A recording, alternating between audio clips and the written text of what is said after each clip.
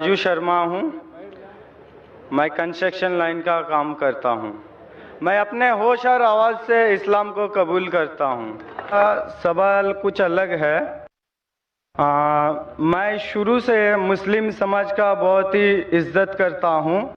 यानी कि मतलब दरगाह वगैरह जो है ना, मैं पहले से बहुत मानता हूँ। मतलब जहाँ जहाँ आपका दरगाह है, मैं सब दरगाह पे जाता हूँ। चादर चढ़ाना, फूल चढ़ाना, मतलब हर जगह जहाँ मुसलमान का तादाद लगा हुआ रहता है, मैं वहाँ हर दरगाह पे जाता हूँ। यानी कि दरगाह का जो लाल धागा रहता है वो भी मैं हाथ में बहुत बांधा हूँ, पहले गले में भी लटकाया हूँ। फिर बाद में क्या हुआ, मेरे को एक कलकत्ता का मुअज्जिम हुसैन नाम का एक लड़का मिला, जिन्होंने मुझे कहा कि जब पहले तुम मिट्टी का बना हुआ, पत्थर का बना हुआ बूतों का जैसे पूजा करते थे, वो जैसे शिर्क था, तो ये जो दरगाह जाना, चद्दर चढ़ाना, हाथ में लाल धागा बांधना, गले में लटकाना, ये भी शिर्क है। तो मैं बोला, मैं फिर जहां पर था फिर मैं वहां पर ही आया, तो कोई फायदा नहीं है।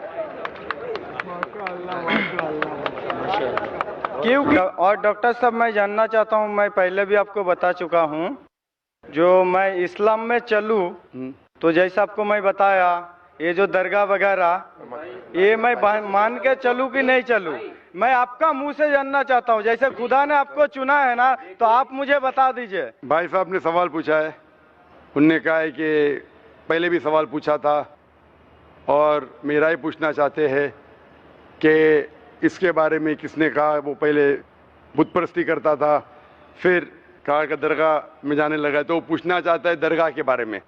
मैंने कुरान मजीद पढ़ा हूँ, कुरान मजीद में मुझे कोई भी आयत नहीं मिली जिसमें लिखा है धागा बांधना चाहिए। कुरान मजीद में कई भी आयत नहीं जिसमें लिखा है दरगाह जाना चाहिए।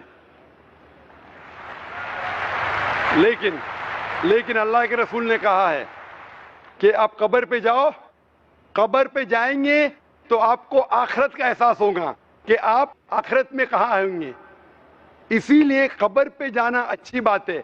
आप उस शख्स के लिए दुआ कर सकते हैं। You can pray for him but you can not pray to him और थ्रू हिम।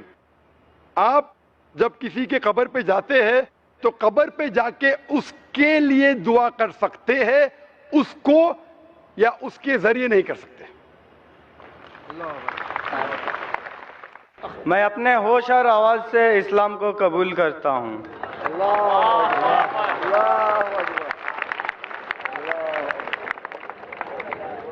माशाअल्लाह, जिस तरीके से अल्लाह ताला फरमाते इज़ा जा नसरुल्लाहि वल फतह, आप देखते बड़ी तादाद में अल्हम्दुलिल्लाह लोग अल्लाह के इस सही दीन की तरफ आ रहे। भाई साहब, आप मानते हैं कि अल्लाह एक है? हाँ। आप मानते हैं कि अल्लाह एक है? हाँ, एक है। आप मानते हैं कि बुत परस्ती गलत है?